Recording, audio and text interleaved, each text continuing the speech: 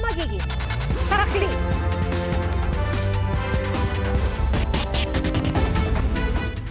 Idineklarang mga jacket ang laman pero illegal na droga ang nabisto sa mga abandonadong parcel sa Pasay City. Sa kabuuan, halos 6 na kilo ng hinihinalang shabu ang nasabat sa iba't ibang warehouse sa NAIA Complex. Nagkakahalaga yan ng halos 38.7 million pesos. Ayon sa BOC NAIA at NAIA Interagency Drug Interdiction Task Group, nanggagaling ang mga bistadong parcel sa mga bansang Canada, South Africa at Pakistan. Nailipat na sa kustodiya ng PIDEA ang makang kontrabando.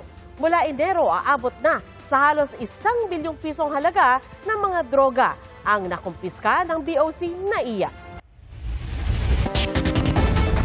Mega price hike at liquefied petroleum gas o LPG ang sasalubong sa unang araw ng Abril. 20 piso kada kilo ang itataas ng presyo ng LPG ng Petron, habang 17 piso naman ang sasolane. Ibig sabihin, mula 187 hanggang 220 pesos ang taas presyo sa kada regular na tangke ng LPG. Dahil sa dagdag presyo, maglalaro na sa 1,012 hanggang 1,355 pesos ang kada 11 kilogram tank ng LPG simula bukas. Iniutos po ni Pangulong Bongbong Marcos sa Department of Foreign Affairs na makipagdialogo sa Iran para payagang makadaan sa Strait of Hormuz ang mga barkong may kargang langis na papuntang Pilipinas. Inaabangan naman ang magiging pasya ng Pangulo tungkol sa pagsususpindi o pagtapyas sa excise tax sa langis na makatutulong para mapababa ang presyo nito. Saksi si Ivan Mayrina. Panibagong linggo, panibagong taas presyo, panibagong pasakit. Oh, Diyos ko. Kaya ang ilang driver napakamot ulo na lang. 6,300, 48 na nga lang. Ang kwintada ko nga niyan, kung di pa sila nagtaas, sa 50-55 yan eh. Sa ngayon, naglalaro na sa 109 hanggang 144 pesos ang kada litro ng diesel. Nasa 81 hanggang 111 pesos ang gasolina at 141 hanggang 169 pesos ang kerosene. Makababawas sana sa presyo kapag nasuspende o natampisan ng excise tax sa langis. Inaabangan na ang magiging pasya ni Pangulong Bongbong Marcos ukol dito. Magtatagpo ang DBCC ngayong linggo para ibigay ang kanilang pag-aaral dito sa bagay na ito sa excise tax. Ayon sa Department of Energy, sa April 12 o 13 pa ito posibleng iutos si Pangulong Bongbong Marcos. Kailangan pa kasing hintayin ng 15 araw bago maging epektibo ang batas na yan. Pero pagdating naman sa supply, nadagdagan na raw ito. DOE has been hard at work in order for us to avoid going into crisis mode na. And I think we're not reaching that as of the report, based on the report today, because we have in fact increased the supply and stabilized the supply. Nai-release na ng DBM ang 20 bilyong piso para sa procurement ng hanggang 2 milyong bariles ng karagdagang langis. 10 araw ito nadagdag sa ating buffer stock. Sa ngayon, may 51 days tayo na supply dito sa bansa. Ang inventaryo ng diesel, pang-47 araw pa, 59 days para sa gasolina, 62 days sa jet fuel, at pinakamatagal ang kerosene na pang mahigit 100 araw ang inventaryo. Ang LPG naman, pang mahigit 1 buwan pa. Para hindi maputol ang supply, tuloy-tuloy ang negosasyon. Iniutos ang Pangulo sa Foreign Affairs Department na makipag-high-level discussion sa Iran para sa ligtas sa pagdaan ng mga barko may dalang langis papuntang Pilipinas. Napag-usapan ito sa meeting ng Uplift, ang komiteng binuo para ibsan ang epekto ng krisis sa langis na pinangungunahan mismo ng Pangulo. Ayon po kay Secretary Tess Lazaro ng DFA, makikipag-usap po siya sa ambassador ng Iran. Most probably po ay tomorrow. Sinabi po rin naman ni Secretary Tess Lazaro, maganda naman po ang relasyon natin sa bansang Iran. Iran ang may kontrol sa Strait of Hormuz na kritikal na daanan ng mga inaangkat na langis mula sa mga bansa sa Middle East. Bukod sa langis, binabantayan din ang presyo ng iba pang produkto. Ayon mismo sa Pangulo, napag-usapan sa pulo ng Uplift Committee ang rekomendasyon maglagay ng price cap sa imported na bigas ng hanggang 50 pesos kada kilo. Maglalabas na raw siya ng executive order o formal na kautusan para maipatupad ito. Ako si Ivan Mayrina, ang inyong saksi. Naka-heightened alert na ang PNP para mapanatili ang kaayusan ngayong Kwaresma. Para naman maibsan ang kalbaryo ng mga commuter, posibleng simulan na ng Transportation Department ang discounted o libreng pamasahe sa April 15. Saksi si Joseph Moro.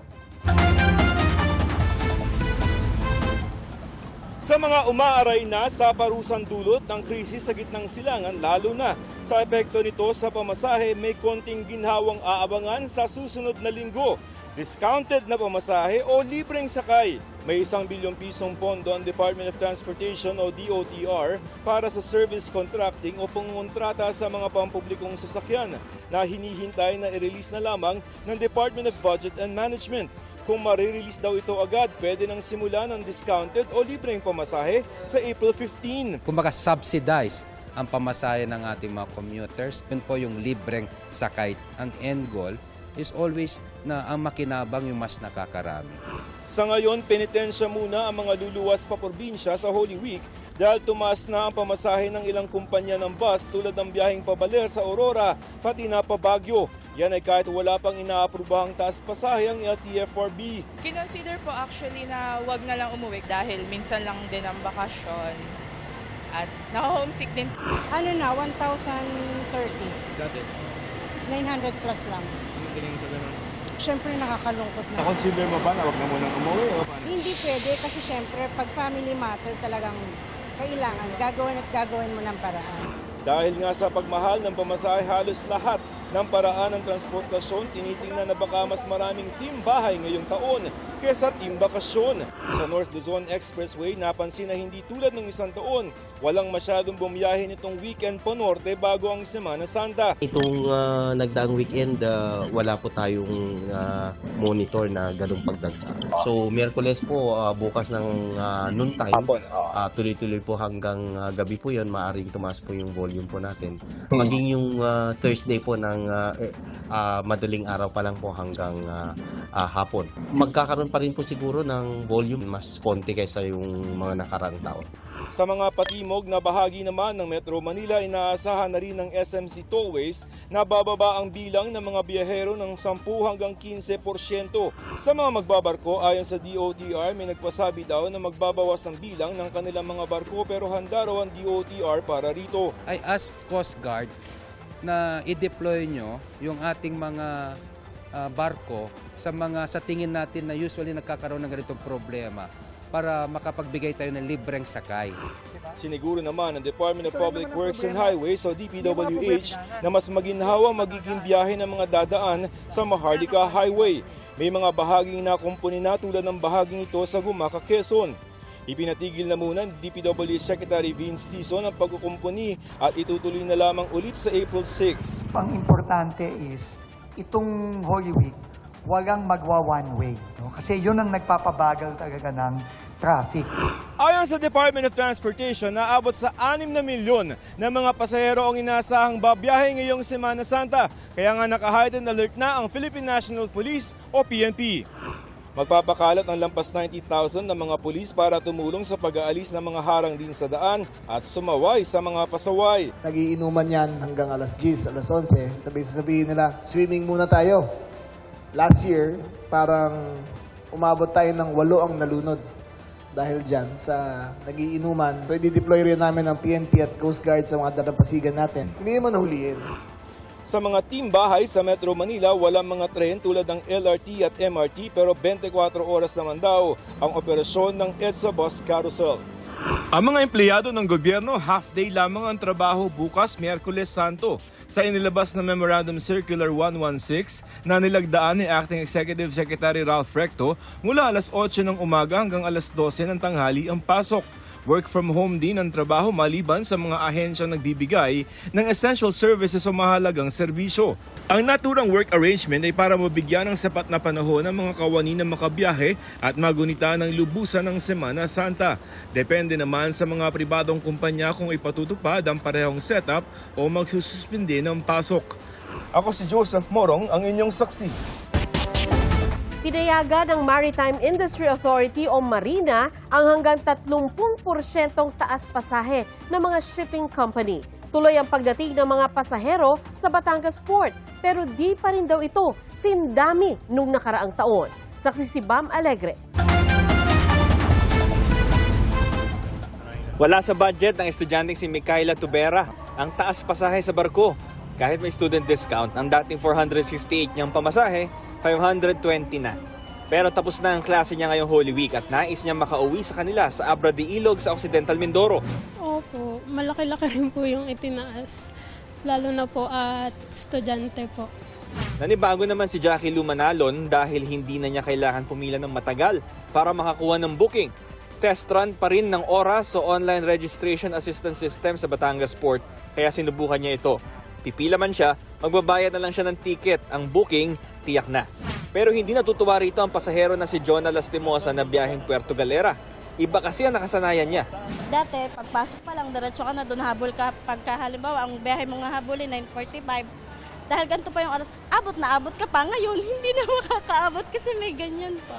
Nahahaselan ako. Tuloy naman ang outing para sa extended family ni Virgilio Garcia na galing pa Santa Ana, Maynila. 4 na pamilya sila at mahigit 20 sumatotal. Pikit mata na lang muna sa pagtaas ng pamasahe pati sa gasolina. Kapalit naman ang makapag-unwind at nilay-nilay ngayong mahal na araw. Magandang po sir, marami po kami. Semana Santa rin po kaya medyo pahinga rin po. Bakasyon din po parang. Ayon sa pamunuan ng Batangas Port, malaki ang nabawas sa foot traffic ngayong Martes Santo. Hindi maihigitan ang 27,000 na mga pasahero noong nakaraang taon. Sabi nga, medyo matumal pa rin kung makikita mo. As of kaninang kasing 12 noon, nakapagtala lang tayo ng mahigit na 7,000 na pasahero. Malaki ang ibinaba compare nung isang taon. Samantala, pinayagan na ng Maritime Industry Authority o Marina ang taas pasahe at singil sa mga barko. Bagaman di pa inaanunsyo kung kailan epektibo. Hanggang 30% ang pwedeng maximum increase at dapat alinsunod sa required rate adjustment na ilalabas ng Marina kada linggo. Ayon sa Marina, kailangan balansehin ang interes ng mga negosyante at mga pasahero sa gitna pa rin ng problema sa napakamahal na langis. Mula sa Batangas City, ako si Bam Alegre, ang inyong saksi. Lalo pang sumadsad sa pinakamahinang level ang halaga ng piso kontra dolyar. Sa pagtatapos ng buwan, nagsara ang palitan sa 60 pesos and 748 centavos kada dolyar. Panibagong all-time low ito, ika-8 pagkakataon na ngayong Marso. Libre muna ang toll at mapapaikli na ang biyahe mula Tarlac exit ng TPLEX papuntang Cabanatuan City dahil sa bagong bukas na expressway. Abiso naman sa mga may flight sa NAIA, inilipat na ang terminal ang ilang airline. Saksi si Jonathan Andal. Round trip to Thailand sa halagang 18,000 pesos para sa 4 na ang nabiling tickets ng pamilyang ito mula Southern Leyte. Last year pa na-book ito pero dahil may krisis, nag-alangan sila kung itutuloy ang biyahe. Nagdadalawang isip na po, kaso nakabook na kasi. At minsan lang po at it's our first international flights. Nangamba, baka maglakad na kami pa uwi. Kasi yung taas at taas kada araw. Biyaheng Bicol naman ang pamilyang ito na nakabili ng ticket bago ang pagtataas ng fuel surcharge simula bukas hanggang April 15 na lalong pang magpapamahal sa mga biyahe. Nung nagbook kami, nasa 5,000 pa lang yung per person. Pero ngayon, parang nasa 8 na or 7. Mag-aalbay tour din kami ngayon, tapos magsiswimming po, ganun. Babawasan naman simula bukas ang sinisingil na passenger service charge, pati ang sinisingil sa mga airline na landing at take-off fees. Abiso rin sa mga pasahero, 6 na airlines ang nalipat sa Terminal 3 habang isang airline ang nalipat sa Terminal 1. Kaya i-verify muna ang inyong terminal assignment bago magpunta sa airport. Sa kabila ng krisis sa langis, tiniyak ng mga airline na may sapat silang jet fuel kaya tuloy ang mga flight. Bagaman may mga magbabawas. Protektado ang pasahero ng passenger bill of rights. By end of this April at saka early May, may mga ruta na babawasan nila yung at magko-concentrate sila dun sa mga airport na maraming pasahero.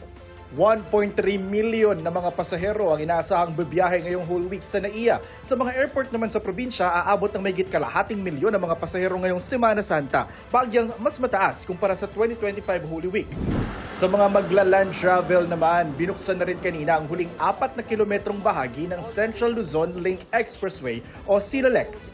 Ang kabuuang 29 kilometers ng SLEX na nagdurugtong sa Tarlac exit ng TPLEX at Cabanatuan City, inaabot ng mahigit 10 bilyong piso at pinondohan ng Japan International Cooperation Agency na antala ang construction nito noong 2021 dahil sa pandemya. Ayon kay Pangulong Bongbong Marcos, ang dating 1.5 oras na biyahe mula Tarlac exit ng TPLEX papuntang Cabanatuan City gamit ang MacArthur Highway, 20 minuto na lang kung dadaan sa SLEX. Basta't bumilis ang biyahe, nababawasan ang bayad sa konsumo at yung produkto na dinadala ng ating mga truck ay hindi tataas ang presyo. Kaya yan ang malaking epekto dito. Libre muna ang toll doon habang naghahanap pa ng kontraktor na mag-ooperate ng SLEX. Siguro hanggang Disyembre ay toll-free ito. Kaya libre muna. Kaya pwede nang dumaan ng mga iba't ibang truck para pwede na silang marelebo natin pati ang traffic sa MacArthur. Ako si Jonathan Andal, ang inyong saksi. Dumarami na ang mga pasaherong uuwi sa probinsya sa iba't ibang bus terminal sa Metro Manila ngayong Martes Santo. Ganyan din ang sitwasyon sa Parañaque Integrated Terminal Exchange. At mula sa PITX, saksi live si Katrina Son. Katrina? Sandra, patuloy na nadaragdagan ang mga pasaherong nagsisiuwian sa kani-kanilang mga probinsya dito sa PITX. Ayon din naman sa pamunuan ng PITX, asahan daw na mas madaragdagan yan bukas, Miyerkules Santo. Bit-bit ang kanilang mga bag, kahon at pasalubong. Maagang nagtungo sa PITX ang ilang pasaherong uuwi sa kanilang mga probinsya. Karamihan sa kanila nagpasyang bumiyahe ng mas maaga para makaiwas sa siksikan at posibleng mahabang pila sa mga susunod na araw. Si Sandy Fajardo nga at kanyang anak, alas 6 pa lang ng gabi ay nandito na sa PITX kahit alas 10 pa ng gabi ang kanilang biyahe. At noong March 2 pa raw siya nagbook ng kanilang mga tiket. Sa ganitong paraan, makakasiguro raw siya na makakauwi ng mas maayos at mas maaga para masulit ang kanyang bakasyon. Hinabol ko rin kasi 4 na araw lang yung day off ko. Babalik ulit. Para makabawi naman sa pamilya. 4 na araw lang. Tapos babalik ulit. Bitin rin. Para naman umanong nabunutan ng tinik si Dang Tandas nang makakuha siya at ang kanyang anak ng tiket pa uwi sa Atimonan, Quezon. Pagdating daw kasi nila sa NAIA mula Los Angeles, California sa Amerika, ay dumiretso na agad sila dito sa PITX para makauwi. Dahil malang gasolina, sabi ng anak ng husband ko is 100 something ang per liter daw. Kaya ay wag na lang daw siya. Sabi ko wag na lang. Ayaw ko na lang magpasundo kasi iwas trapiko and then magastos din. Sobra as in. Dahil siyempre pagkadating mo nakakuha ka kagad ng ticket, hindi masaya. Maituturing din daw na first time muli na magbubus pa uwi ng Naga ang magkapatid na sina Rina Zaragoza at Dorothy Paet. Dati raw kasi ay nag-aarkila sila ng sasakyan, ngunit hindi na raw ito practical ngayon. Para makaiwas din sa traffic. Ngayon pa lang ako makakasubok ng ganitong biyahe. Dati may sasakyan kami inaarkila papunta ng Bicol. Ngayon pa lang kami magbabas. Malaki na ang arkila ngayon. Ang mahal na ng arkila ngayon. Mabilis naman ang usad ng mga pila rito sa PITX. May mga personnel din mula sa iba't ibang mga ahensya ang nakaalalay sa mga pasahero. Bukod naman sa PITX, dumarami na rin ang mga nagsisiuwian sa iba't ibang mga bus terminal. Diskarte raw ng karamihan, dapat advance mag-isip. Nang sa gayon ay mas maging stress-free raw ang pagbiyahe. Mahirap talaga. Ngayon nagahan namin pero pila pa rin wala pa rin. Lagi pong advance, early. Better po kasi pag mga Wednesday ganyan hanggang Friday po talagang rush hour po yun para sa mga pasahero. Si mama po kasi kumuha ng ticket namin. Kung ako lang po kasi dapat bukas pa. Si mama kasi, February siya kumuha sa reservation.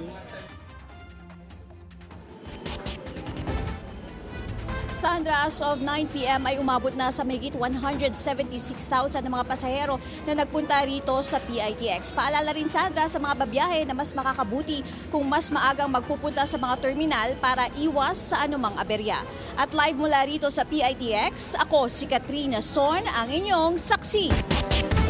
Nangalahati ang bilang ng mga umaakyat na turista sa Baguio City ngayong Semana Santa. Kaya dama ng mga hotel at restaurant ang epekto ng pagtumal ng turista. Saksi si Bea Pinla. Tumaas ulit ang presyo ng petrolyo ngayong araw. Higit na mas mataas sa Baguio, ang summer capital ng bansa. Sa kabila niyan, may ilan na hindi pa rin umatras sa plano na magbakasyon sa Baguio. Minsan lang naman para masayang family. Kasi mga balikbayan mga anak ko. Minsan lang naman sa loob ng isang taon. Ayon sa Baguio City LGU, kalahati ang nabawas sa tourist arrivals nila sa lungsod ngayong Semana Santa. Dama rin ng mga hotel at restaurant ang epekto ng pagtumal ng turista sa Baguio. Sa hotel na ito, abot ng 60% ang nalaga sa karaniwang bookings nila. Kung dati raw, pahirapan makapag-book sa kanila tuwing Semana Santa, ngayon, swerte na kung mapuno ang kalahati ng mga kwarto nila. In terms of booking and revenue, of course, there's a drastic decrease. As we observe, marami talagang cancellation. And then we're hoping that they could reschedule it. Sabi ng Baguio City LGU, posible na makabawi ang mga hotel sa darating na Huwebes Santo. Pero panandali ang ginhawa lang daw ito. According to our hotels, aakyat ng kanilang occupancy rate by Thursday. Aakyat ng 80%. Pero by Saturday, bababa uli. Swerte na lang na makakuha uli sila ng mga 30 to 40% occupancy in the succeeding weeks. We're hurting. Kaliwat kanan ng epekto ng walang tigil na paglobo ng presyo ng petrolyo sa ekonomiya ng Baguio. Mas malala pa raw ang epekto nito ngayon kumpara nung COVID-19 pandemic. From an economic perspective, mas hirap ngayon. We are even better off when we started with COVID-19 eh. Economically, mas maganda pa nga yung status natin eh. Kahapon, ipinasa ng Baguio City Council ang resolution na nagsasailalim sa lungsod sa state of emergency. Pinag-aaralan na raw ng Baguio City LGU ang pagbuo ng kanilang economic continuity plan para matugunan ang epekto ng taas presyo ng langis at iba pang bilihin sa iba-ibang sektor. Bagaman kumonte, patuloy naman ang dating ng mga turista sa Baguio. Ang Lion's Head na dating pinipilahan ng mga turistang papasok ng Baguio, isa sa mga choke points na nagdudulot ng pagbagal ng mga sasakyan. Kaya gustong gawa ng paraan ng DILG. Si Mayor Benji Magalong, sinisigurado niya na ang Cannon Road ay magiging obstruction-free. Number one notorious dyan yung Lion's Head. Tumitigil yung mga tao doon para magpa-selfie. Nagiging backed up ang traffic sa lahat. So, titigil yon, may isang lane lang na pwede. So, marami mga initiatives sa ganyan all over the Philippines na gagawin para obstruction-free. Ngayong araw, wala masyadong tumigil para magpakuha ng picture. Pero may nakalatag din na plano ang Baguio LGU para hindi na ito magdulot ng pagbagal ng daloy ng sasakyan. Let them enjoy. Anyway, nandun naman yung Philippine National Police to manage yung traffic, to make sure that everybody is safe doon sa area. But ang long-term na solution namin doon is, once na matapos namin, di ba may open space doon? Na dating creek yun eh. Kung stable yun, i-concrete namin yon, doon na namin magiging parking area na yan. Tapos ililipat na rin namin yung aming mga entrepreneurs doon. Para doon na lahat, maluwag na lahat yan. Ako si Bea Pinlac, ang inyong saksi. Pagmahal ng ilang pangunahing bilihin, di na mapipigilan sa April 16. Hindi pa matiyak ng Department of Trade and Industry kung ano ang mga apektadong produkto at magkano ang itataas ng mga ito. Definitely, we can expect some price increase but not for all. Kasi nag-usap po kami ng mga manufacturers. There's no need to panic, there's no need to hoard kasi marami po tayong supply. Kahit ang Malacanang, aminado ring hindi na mapipigilan kung may magtaas ng mga presyo ng bilihin pagsapit ng April 16.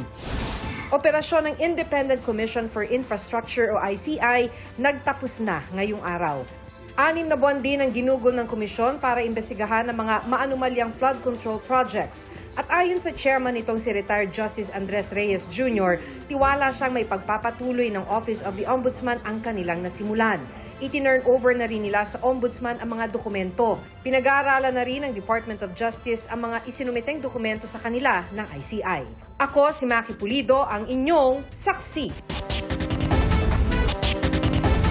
Naitala ang pinakamataas na heat index o damang init ngayong araw sa Virac, Catanduanes. 47 degrees Celsius yan na pasok na sa danger level. Ganon din ang naitalang 42 degrees Celsius sa Dagupan City, Pangasinan at sa bayan ng Mambusaw sa Capiz. Base sa forecast ng Pag-asa, posibleng magpatuloy ang mainit na panahon bukas at posible pa ring magtala ng pinakamainit ang Virac. Nakakaapekto sa bansa ang Ridge of High Pressure Area. Ibig sabihin, pababa ang hangin kaya mababa ang tsansa ng ulan. Pero hindi inaalis ang tsansa ng localized thunderstorms. Bukas ng hapon, posible ang kalat-kalat na ulan sa Negros Provinces, Bohol at ilang bahagi ng Mindanao. Sa Metro Manila, hindi rin inaalis ang tsansa ng ulan.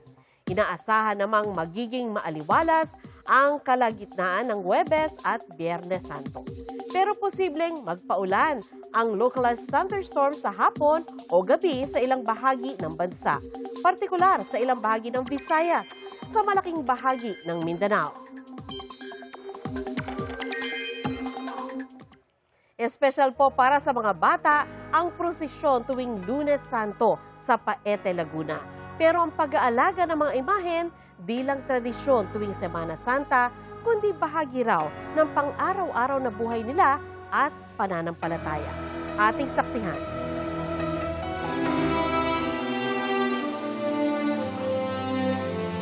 Malalim ng tradisyon sa bansa ang pag-aalaga ng imahen ng mga santo at banal. Gaya sa carving capital of the Philippines ng Paete, Laguna, na kilalang tahanan ng mga naglililok o bumubuo ng sari-saring imahen. At marami sa mga bata rito may inaalagaan na kung tawagin nila yung mga bulilit na santo. 2012 nagsimula po ito dahil ang kabataan po ng mga taga-Paete, sila po ay humuhulma ng putik at ginagawa nilang santo. At naisipan po ng aming parokya na bakit hindi sila bigyan ng sarili nilang debosyon. Mga 2019 po, binibili po ako ni mami ng mga malilit na puon. Parang nilalagay ko po doon sa sa mga kotse po, tapos nilalagyan ko ng bulaklak. Tapos sa kalsada po, parang nagpuprosesyon po ako hanggang sa nagkapuon na po ako. Mula sa paglalaro, natuto silang maglilok ng imahen o di kaya ay magpagawa sa iba. Para po ngayong bata pa lamang na tututunan na po nila yung paano ba yung tamang bihis, ano ba po yung tamang hawak, ano ba po yung accessories.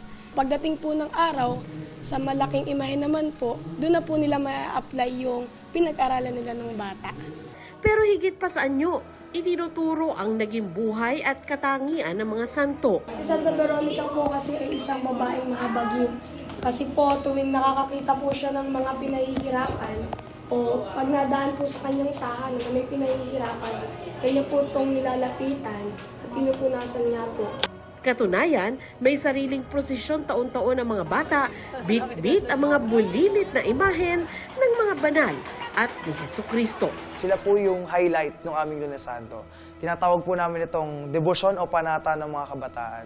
Sa mga munting imahen na meron sila, sa mga munting imahen na inaalagaan nila, natututo po sila na hindi lamang sa pagbibihis ng santo, bagkus kung paano rin po isinabuhay ng mga santo yung pananampalatayang. Meron silang mga ministry sa loob ng simbahan. Gayon din ay pagpapakita rin naman ng kanilang kababaang loob.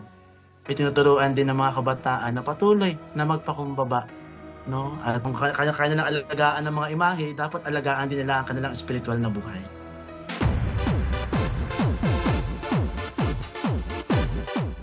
Angat ang gandang Pilipina ni Shuvi Entrata sa kanyang pangarap na collab kasama ang celebrity photographer na si BJ Pascual. Inspired ang photoshoot sa iconic news na tampok sa mga painting ni National Artist for Visual Arts, Ben Cab, na si Isabel. Kabilang sa mga isinuot ni Shuvi ang isa ring Sabel-inspired na obra ng Filipino designer na si Raho Laurel. Ayon kay BJ, na-inspire siya nang makita si Shuvi sa social media post ng makeup artist nito. Napukaw daw ang kanyang atensyon dahil sa gandang Pinay na taglay ng sparkle artist. Si BJ daw mismo ang nag-imbitang makatrabaho si Shuvi. Kwento naman ni Shuvi, nagulat siya nang kausapin siya ni BJ para sa collab. Nagpasalamat siya kay BJ para sa proyektong aniyay Dream Come True. Iwas karne? No problem! Sari-saring potaheng Kapampangan ang pwedeng ihain na swak pang main course, merienda o panghimagas. Ating saksihan.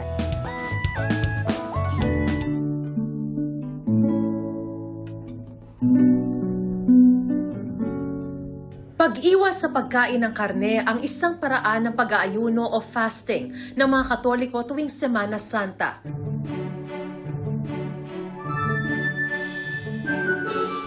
May mga putahe na swak ihain tuwing Kwaresma, gaya ng sabo maklak o upos soup na tinimplahan ng sibuyas, asin, paminta at dahon ng sili, saktong pampainit sa sikmura.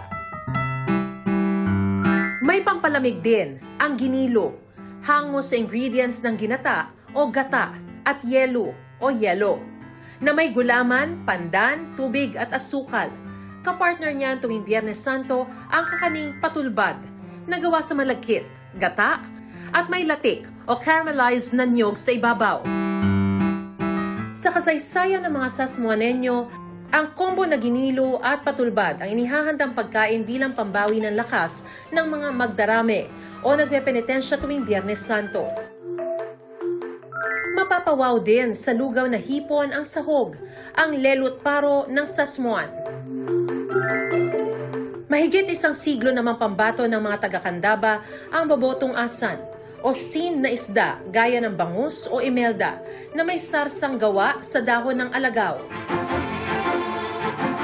Kadikit na ng pagsasakripisyo at pagbabalik loob sa Diyos tuwing Semana Santa ang matagal ng mga tradisyon at natatanging kultura ng mga Pilipino. Ako si Mariz Umali, ang inyong saksi. Salamat sa inyong pagsaksi. Sa ngalan ni P. Arcangel, ako po si Sandra Aguinaldo. Ito ang GMA News. Walang kinikilingan, walang pinoprotektahan. Noon at ngayon, serbisyong totoo. Hanggang bukas, sama-sama tayong magiging saksi.